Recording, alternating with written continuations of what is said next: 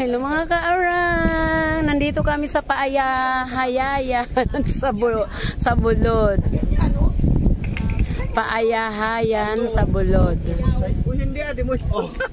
Ayan. Ayan po. Nang nahulog oh. Oh? Ayan po. Nandito po kami. Oh, makababa tayo. Oh, we offer overnight stay. Uy, pwede pala mag-overnight dito, Saira. Ah, ang ganda. Ang ganda po dito, mga kaarang. So, ayan. Yung sister ko, naghihintay na. Ayan, nagburubulaga na siya. So, we're going down. And let me see. Wow, ang ganda po. Sobrang ganda. Oh, dyan ka na. Ang model ko.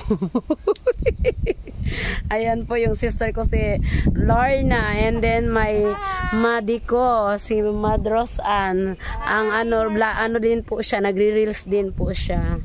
Tsaka na yun, nagbablog na rin po siya. Pakipalo si Cyrus. Thank you. Yan po. Ang ganda ng flower, Lorna. Diba? Ang gaganda ng flower. Yan lang naman siya, pero ang ganda niya po. So,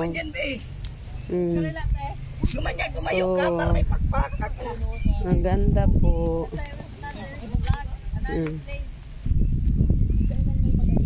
Ang ganda ng rooms.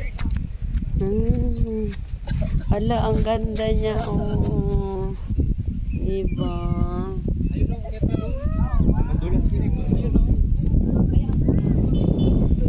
Hey!